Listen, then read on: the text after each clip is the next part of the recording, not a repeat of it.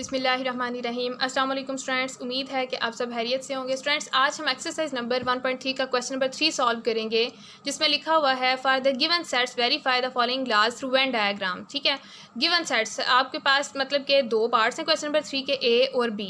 ए में भी आपके पास 3 सेट्स हैं, जैसे ए बी सी यहाँ पे आपको नज़र आ रहा है, और बी में भी ऐसे ही है। ठीक है, तो ये 3 सेट्स लेके आपने कुछ लॉज प्रूव करने हैं। वो 4 लॉज आपको गिवन हैं, जिनमें पहला associative law of union of sets है, जिसको हम सबसे पहले जो है वो प्रूव करेंगे। ठीक है, आपने क्वेश्चन नंबर 3 के ए और बी दोनों पार्ट्स के साथ ये 4 जो है वो लॉज प्रूव करने हैं, वेरीफाई करने हैं। तो स्टूडेंट्स, इसका फर्स्ट जो आपके पास है लॉ वो है associative law of union of sets.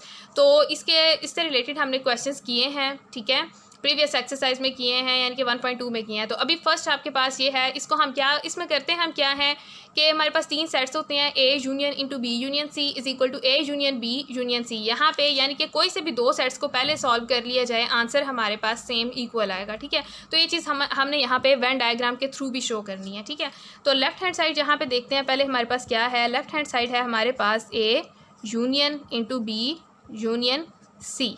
ठीक है, तो सबसे पहले हम क्या करते हैं, ब्रैकेट पोर्शन जो है वो सॉल्व करते हैं। तो ब्रैकेट पोर्शन सॉल्व करने के लिए सबसे पहले हम क्या करेंगे, बी यूनियन सी सॉल्व करेंगे। तो बी हमारे पास क्या है, ये सेट्स हमारे पास गिवन है। बी हमारे पास है 1 3 5 7 9 एंड 11। ठीक है, दरमियान में हमारे पास यूनियन का साइन आ गया, और सी की जगह हम उसकी वैल्यू लगा देते हैं। वो हमारे पास क्या है, 3 6 9 12 एंड 15। अब जब हम इनका यूनियन लेंगे, तो हम अब यूनियन से तो बहुत अच्छी तरह अवेयर हो गए हुए हैं। ठीक है, हम यहाँ पे क्या करेंगे, इनको तरतीब से लिखेंगे, 1 3 5, उसके बाद आ जाएगा 6, फिर आ जाएगा 7, फिर आ जाएगा 9 11 12 एंड 15।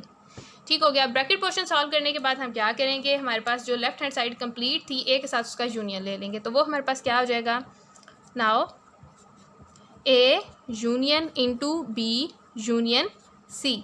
तो स्टूडेंट्स, ए की जगह हम उसकी वैल्यू पुट कर देते हैं। वो हमारे पास क्या है, 2 4 6 8 10 12, और उसके साथ हम यूनियन ले लेंगे किसका, बी यूनियन सी का। और बी यूनियन सी तो हमारे पास ये है 1 3 5 6 7 9 11 12 एंड 15। ठीक हो गया, ये हमारे पास हैं 2 सेट्स। अब इनका जब यूनियन लेंगे तो फिर हम इनको ज़रा तरतीब के साथ लिखेंगे। ये हमारे पास क्या आ जाएगा, 1 2 3 4 5 6 7 8 9 10 11 12 एंड 15। ठीक हो गया, ये हमने अब लिख लिया। अब हम इसको वेन डायग्राम के थ्रू शो करेंगे। तो बेटा, वेन डायग्राम के थ्रू शो करने के लिए सबसे पहले तो हम रेक्टेंगुलर शेप बनाएंगे। तो स्टूडेंट्स, सबसे पहले मैंने यूनिवर्सल सेट यू इसकी शेप बना ली। अब हमारे पास 3 सेट्स हैं। पहले जो हम काम करते रहे हैं उसमें हम 2 सेट्स लेते रहे हैं। अब यहाँ पे हम लोगों ने वेन डायग्राम में 3 सेट्स की मदद से हम लोगों ने ये सॉल्व करना है। ठीक है, तो सबसे पहले हम इसके लिए 3 सेट्स बनाएंगे। सबसे पहले मैं बना रही हूँ ए सेट। ठीक है, ये हमारे पास हो गया ए सेट। उसके बाद इसके साथ हमने ऐसा सेट जैसे हम पहले बनाते हैं, ठीक है, साथ में कि कुछ उसका पोर्शन भी इस पोर्शन में आ रहा हो। ठीक हो गया।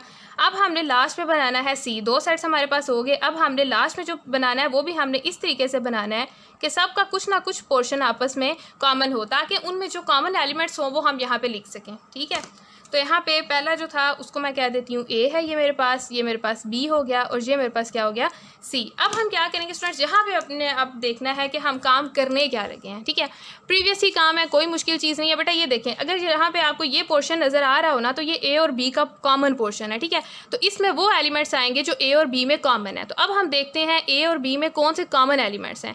तो अगर हम ए और बी में देखें तो यहाँ पे ये तो इवन नंबर्स हैं, ये ऑड हैं। ए और बी में कोई कॉमन नंबर नहीं है। इसका मतलब है कि ये वाला रीजन हम खाली ही छोड़ेंगे। ठीक है, क्योंकि यहाँ पे कॉमन कुछ नहीं आ रहा। अब यहाँ पे हमारे पास ये देखें, ये वाला जो पोर्शन है ये वो पोर्शन है जो बी और सी में कॉमन आ रहा है। किस में आ रहा है, बी और सी में कॉमन आ रहा है। अब जरा देखें बी और सी में कौन से कॉमन एलिमेंट्स है। तो बेटा, एक तो हमारे पास 3 कॉमन है, उसके बाद हमारे पास क्या कॉमन है, 9 कॉमन है। ठीक है, तो इस पोर्शन में हम क्या लिखेंगे, 3, और ये हम क्या लिखेंगे, 3, और फिर हमने क्या लिखा, 9। अगर इससे ज़्यादा होते तो हम ज़्यादा लिख लेते। ठीक है, तो 3 और 9 हमने यहाँ पे लिख लिए कॉमन। अब हमारे पास ये जो पोर्शन है, ये वाला जो कॉमन पोर्शन है, ये ज़रा देखें, ये ए और सी का है। ठीक है, तो इसमें हम वो एलिमेंट्स लिखेंगे जो ए और सी में कॉमन है। तो ज़रा चेक करें ए और सी में कौन से कॉमन एलिमेंट्स हैं। तो यहाँ पर बेटा अगर आप गौर करें तो यहाँ पे हमारे पास 6 कॉमन है, और उसके बाद 12 कॉमन है। तो इसका मतलब है ए और सी के कॉमन रीजन में हम क्या लिखेंगे, 6 और 12, 6 एंड 12। ठीक हो गया, वो हमने लिख दिया, यानी कि जो जो कॉमन रीजन थे उनमें हमने उनके कॉमन एलिमेंट्स लिख दिए। अब बाकी हम देखेंगे जो हमारे कॉमन रीजन थे वो तो हमने लिख दिए। ए और बी में कुछ कॉमन नहीं था, बी और सी में जो कॉमन था वो यहाँ पे लिख दिया, ए और सी में जो कॉमन था वो हमने यहाँ पे लिख दिया। अब हमने सिंपल क्या करना है, अब देखना है कि कॉमन एलिमेंट्स के अलावा ए में बाकी क्या बचा है। ठीक है, तो ए में हम लोगों ने 6 और 12 ये हम लोगों ने जो है वो कॉमन रीजन में लिख लिया था। 6 और 12 निकाल दें, बाकी आपके पास क्या रह जाएगा, 2 4 8 10, वो हम यहाँ पे लिख देंगे 2 4 8 10। ठीक हो गया। उसके बाद अब देखें कि बी में कॉमन एलिमेंट्स निकाल के बाकी क्या बचता है। तो बी में से हमने 3 और 9 लिखा था, तो ये हम अगर निकाल दें तो बाकी हमारे पास बच गया 1 5 7 11, 1 5 7 11। अब बेटा वो देखें कि सी में कौन से एलिमेंट्स बचते हैं जो हमने कॉमन ले लिए उनके अलावा। तो सी में से हमने 6 भी लिख लिया हुआ है, 12 भी लिख लिया हुआ है, यहाँ पे देखें ज़रा। उसके बाद हम लोगों ने 3 और 9 यानी कि ये हमने वैल्यूज़ लिख दी हैं, 3 भी लिख लिया हुआ है, 6 भी लिख लिया हुआ है, 9 भी 12 भी। तो बाकी हमारे पास क्या बचा, 15 बचा। बस इतना सा काम था हमारे पास इसमें। अब इसके अलावा इसमें और कोई काम नहीं है। अब हमने क्या करना है, बाकी हमने सिर्फ शेड करना है यहाँ पे, क्योंकि यूनियन हम ले रहे हैं 3 सेट्स का। तो जब हम यूनियन लेते हैं तो क्या करते हैं, हम लोग उनको शेड करते हैं, सारे के सारे एलिमेंट्स को, पूरे के पूरे सेट्स को। ठीक हो गया। ओके स्टूडेंट्स, मैंने यहाँ पे लेड पेंसिल से शेड कर दिया है, ठीक है, आपकी आसानी के लिए, ताकि आपको नीचे से डिजिट्स जो हैं वो आसानी से नज़र आ जाएं। अब हम इसकी राइट हैंड साइड करेंगे। लेफ्ट हैंड साइड हम सॉल्व कर चुके हैं, राइट हैंड साइड भी हम अब सॉल्व करेंगे। जी स्टूडेंट्स, अब राइट हैंड साइड के लिए हमारे पास ये है A union B union C. तो सबसे पहले हम ब्रैकेट पोर्शन सॉल्व करेंगे। तो ब्रैकेट पोर्शन हमारे पास है ए यूनियन बी। सेट्स मैंने ऊपर इधर भी लिख दी हैं आपकी आसानी के लिए। तो ए की जगह उसकी वैल्यू 2 4 6 8 10 12, दरमियान में है यूनियन, और बी की जगह उसकी वैल्यू 1 3 5 7 9 11।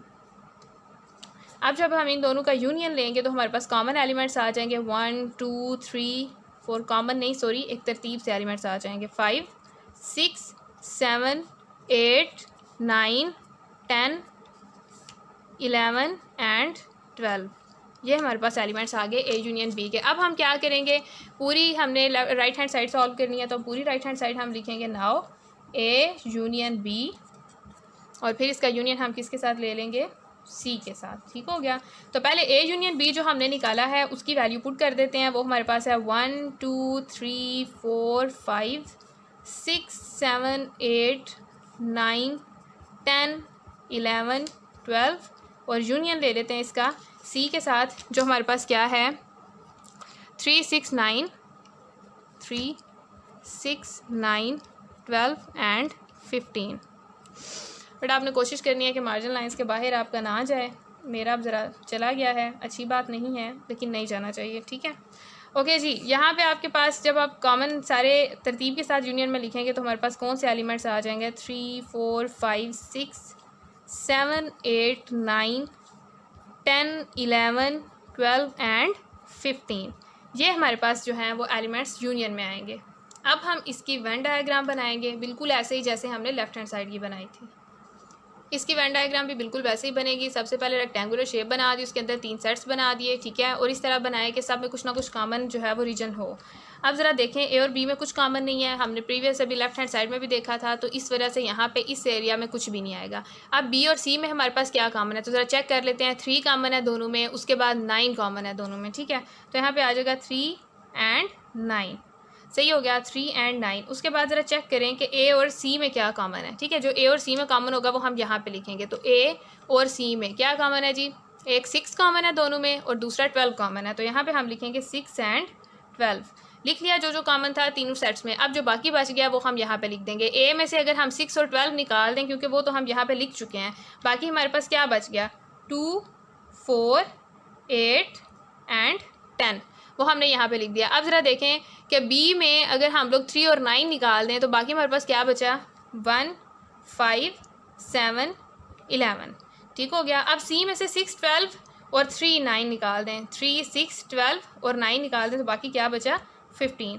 तो यही हमारे पास क्या था, इसकी वेन डायग्राम थी। अब इसको हम शेड करते हैं। ओके स्टूडेंट्स, इसको भी मैंने शेड कर दिया। ऐसे ही शेड करना है जिस तरह आपने प्रीवियस लेफ्ट हैंड साइड में इसको शेड किया था। अब ज़रा लेफ्ट हैंड साइड और राइट हैंड साइड देखते हैं कि ऐसी है, तो एक दफ़ा दोबारा से चेक कर लेते हैं। ये हमारे पास है राइट हैंड साइड, ठीक है, इसमें ये एलिमेंट्स इस तरह से आ रहे हैं, इसको ध्यान में रखें। और अब हम लेफ्ट हैंड साइड देखते हैं जो पहले हमने की थी। तो स्टूडेंट्स लेफ्ट हैंड साइड में भी हमारे पास यही सेट आया है और यही हमारे पास वेन डायग्राम है। इसका मतलब ये है कि जो हमारी लेफ्ट हैंड साइड है और राइट हैंड साइड है वो आपस में इक्वल है, क्योंकि सेट्स वही हैं, ठीक है, तो उनकी वेन डायग्राम भी बिल्कुल वैसी ही बनेगी, ठीक है। तो एसोसिएटिव लॉ यहाँ पे प्रूव हो गया।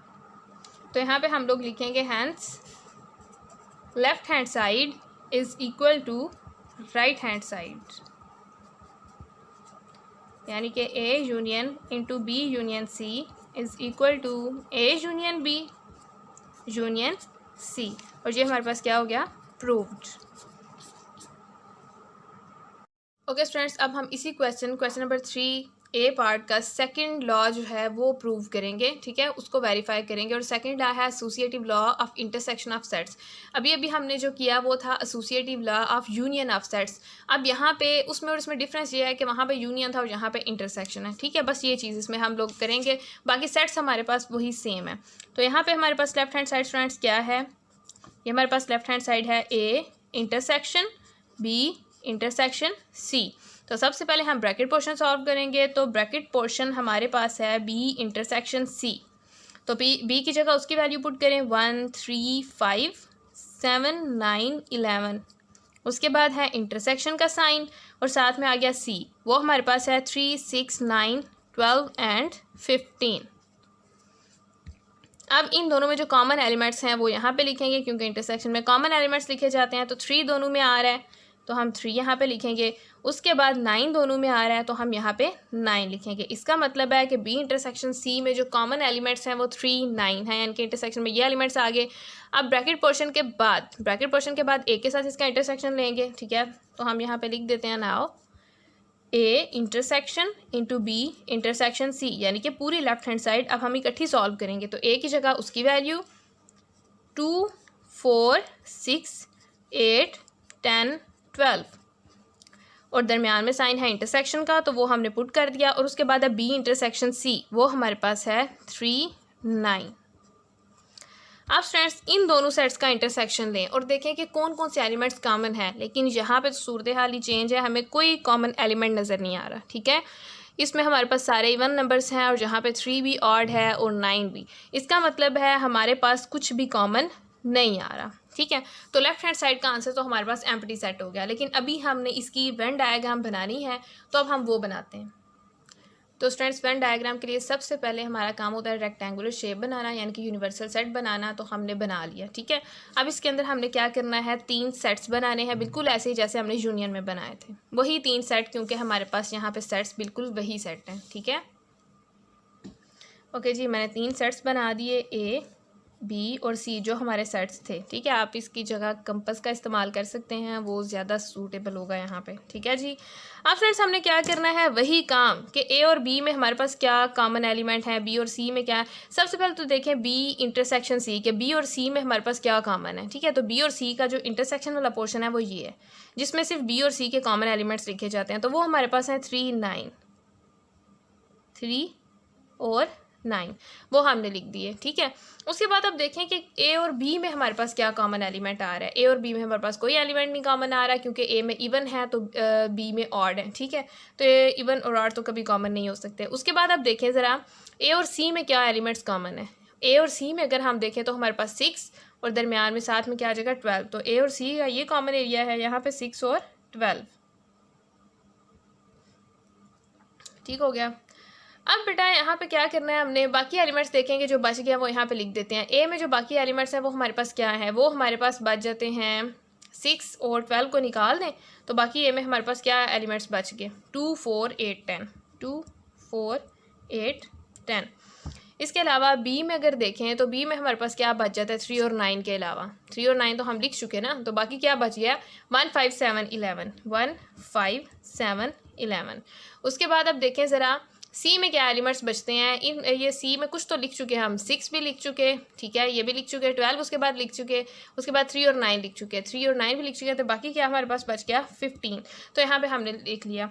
अब बेटा ये इंटरसेक्शन है, पहले जो हमने किया था वो यूनियन था। तो यहाँ पे एक चीज़ आपने ध्यान में रखनी है, यहाँ पे जो मेन आपका काम है, जो एरिया जो है वो तीनों सेट्स में कॉमन है, वो ये वाला है, ठीक है। ये वाला जो इधर पोर्शन था, ठीक है, ये वाला जिसको मैंने थोड़ा अभी शेडेड किया, ये वाला, ठीक है।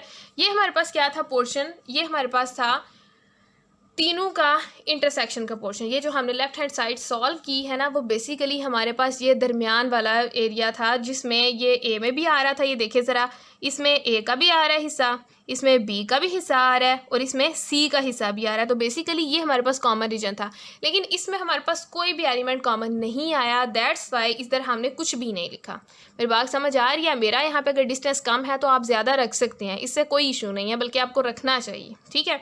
तो यहाँ पर आपको नज़र आ गया कि यहाँ पर तो कोई कॉमन एलिमेंट नहीं है, और इसमें हम लोग इंटरसेक्शन में तो एलिमेंट वही जो है उनको शेडेड करते हैं, वही रीजन शेडेड करते हैं जो सब में कॉमन होता है। तो यहाँ पे तो अब 3 सेट हैं, इसका मतलब हम तीनों सेट का कॉमन जो रीजन होगा उसको हम लोग शेड करेंगे। तो यहाँ पे हमारे पास ये कॉमन रीजन है, आप इसको शेड कर दें, बेशक कर दें तब भी अच्छी बात है, नहीं करेंगे तब भी अच्छी बात है।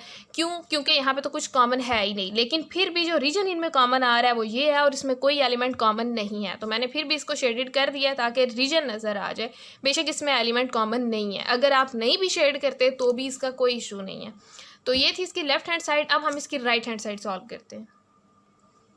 ओके स्टूडेंट्स, मैंने इसकी राइट हैंड साइड लिख दी और दोबारा से ऊपर जो है वो मेंशन कर दिए हैं। यहाँ पे मैंने सेट्स ताकि आप लोगों के लिए आसानी रहे। तो यहाँ पे भी हम लोग सबसे पहले ब्रैकेट पोर्शन सॉल्व करेंगे। तो ब्रैकेट पोर्शन में है ए इंटरसेक्शन बी, ए की जगह उसकी वैल्यू पुट करें 2 4 6 8 10 12, दरमियान में इंटरसेक्शन, और उसके बाद बी की जगह उसकी value 1 3 5 7 9 11।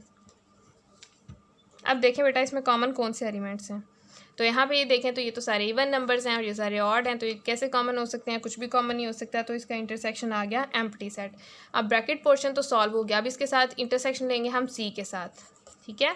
Now A intersection B intersection C, तो ए इंटरसेक्शन बी की जगह उसकी वैल्यू पुट कर दें, वो है हमारे पास एम्प्टी सेट, वो पुट कर दिया। दरमियान में है साइन ऑफ इंटरसेक्शन, वो लगा दिया, और सी की जगह उसकी वैल्यू पुट कर दी, वो है हमारे पास 3 6 9 12 एंड 15। अब एम्प्टी सेट का हम किसी भी सेट के साथ इंटरसेक्शन लें, किसी भी सेट के साथ, तो आंसर हमेशा हमारे पास क्या आता है? एम्प्टी सेट आता है। तो राइट हैंड साइड में भी जब हमने सॉल्व किया तो यहाँ पर हमारे पास क्या आ गया? Empty set. अब हम इसकी भी वेन डायग्राम बनाते हैं। Okay students, right hand side की भी मैंने यहाँ पे वेन डायग्राम बना दी है, ठीक है। ए सेट बी सेट और सी सेट बना दिया। अब हम वही काम सेम प्रोसेस करेंगे, ठीक है। वेन डायग्राम में बेसिकली एक तरह का ही काम होता है, कोई डिफरेंट नहीं होता, बस ये होता है कि हमें सेट्स डिफरेंट दे दिए जाते हैं और हमें ऑपरेशन डिफरेंट दे दिए जाते हैं, ठीक है। तो अब यहाँ पे हमारे पास देखें ज़रा ए और बी में क्या कॉमन एलिमेंट है। तो बेटा ए और बी में इंटरसेक्शन में कोई एलिमेंट कॉमन नहीं आया, ठीक है, कोई एलिमेंट नहीं आया, दैट मीन्स के कोई एलिमेंट कॉमन नहीं है। तो ए और बी में जो पोर्शन है ये तो खाली ही रहेगा। उसके बाद अब देखें ज़रा ए और सी में क्या कॉमन एलिमेंट है। तो इसमें हमने आगे भी देखा, एक 6 कॉमन है और दूसरा 12 कॉमन है। तो यहाँ पर हम लोगों ने ए और सी में क्या लिखना है? 6 एंड 12, ठीक है। तो ये हमने लिख दिया। उसके बाद अब देखें ए और सी में, ये तो हो गया। बी और सी में क्या कॉमन एलिमेंट है ये देखें, तो 3, उसके बाद है 9, 3 और 9 कॉमन है किस में? बी और सी में। तो इसमें हम क्या लिखते हैं? 3 एंड 9। अब ए में बाकी एलिमेंट्स क्या बचे? 6 और 12 तो हम लिख चुके हैं, बाकी हमारे पास क्या बचा? 2 4 8 10, 2 4 8 एंड 10। अब फ्रेंड्स देखें कि बी में हम 3 और 9 लिख चुके हैं, बाकी हमारे पास क्या बचा? 3 9 लिख चुके हैं, बाकी 1 5 7 11, 1 5 7 11। उसके बाद अब देखें ज़रा कि सी में क्या बच गया। सी में हम 3 भी लिख चुके हैं, सी में हम 6 भी लिख चुके हैं, ये देखें 3 भी लिखा, 6 भी लिखा, 9 भी लिखा, 12। तो यहाँ तक तो सी है, इसमें ही हमने लिखा ना। बाकी अब हमारे पास क्या बचा? 3 6 9 12 तो लिख लिया, बाकी हमारे पास बचा 15। हाँ स्टूडेंट्स, ये इंटरसेक्शन है। तो इंटरसेक्शन में हम देखते हैं हमारे पास 3 सेट्स है, तो तीनों सेट में कौन सा कॉमन रीजन है। अगर हम ये देखें तो ये ए और बी में है, अगर हम ये देखें तो ये बी और सी में है, अगर हम ये देखें तो ये ए और सी में है। जो तीनों में कॉमन रीजन है वो ये वाला है, ये वाला, ये जो है, ठीक है, क्योंकि इसमें बी का हिस्सा भी आ रहा है, इसमें ए का हिस्सा भी आ रहा है और उसमें सी का भी हिस्सा आ रहा है, ठीक है। और हमारे पास जो इंटरसेक्शन है वो बेसिकली तीनों सेट्स का यहाँ पर उसने कहा हुआ है, ए इंटरसेक्शन बी और फिर उसका इंटरसेक्शन सी के साथ। तो यहाँ पे जो कॉमन एलिमेंट है ना, जो कॉमन रीजन है वो हमारे पास ये है इन तीनों का, ठीक है। अब आपने क्या करना है, अब आप इसको शेड कर दें। शेड करने से हमें ये पता होगा कि ये जो हमारे पास रीजन कॉमन है ना, जो A intersection B intersection C का रीजन है वो बेसिकली यही है, ठीक है। मैं ऑलरेडी ये बात कर चुकी हूँ कि आप इंटरसेक्शन में कुछ भी यहाँ पे कॉमन नहीं है, अगर आप शेड नहीं भी करते तो इशू नहीं है, लेकिन अगर आप कर लेते हैं तो इसका ये इंप्रेशन पड़ेगा कि आप जानते हैं यहाँ पे कि इसका बेसिक जो पॉइंट है वो है क्या, ठीक हो गया। तो उम्मीद है कि आप लोगों को समझ आ गई होगी। अब हम लेफ्ट हैंड साइड और राइट हैंड साइड देखते हैं। तो राइट हैंड साइड का हमारे पास आंसर ये है। अब लेफ्ट हैंड साइड देख लीजिए। तो लेफ्ट हैंड साइड का भी आंसर हमारे पास एम्प्टी सेट है, राइट हैंड साइड में भी हमारे पास यही कॉमन रीजन था और लेफ्ट हैंड साइड में यही था और राइट हैंड साइड में भी यही होगा, ये भी हमने किया और हमारे पास यही था। ठीक है जी, अब हमें ये पता चल गया, हम लास्ट पे क्या लिखेंगे, hence left hand side is equal to right hand side. यही हमने वेरीफाई करना था कि associative law with respect to intersection, यानी कि दोनों तरह से आंसर हमारे पास सेम आता है। तो ये हमने क्या किया, A intersection B intersection C is equal to A intersection B intersection C. तो हम ये क्या कर चुके, प्रूव कर चुके। ओके स्टूडेंट्स, उम्मीद है कि आप लोगों को इन 2 पार्ट्स की समझ आ गई होगी। अभी 2 आपने लॉज प्रूव करने हैं, वो डिस्ट्रीब्यूटिव लॉज हैं। ठीक है, वो इंशाल्लाह नेक्स्ट लेक्चर में हम लोग करेंगे। उम्मीद है कि आप लोगों को समझ आ गई होगी। नेक्स्ट लेक्चर तक के लिए अल्लाह हाफिज़।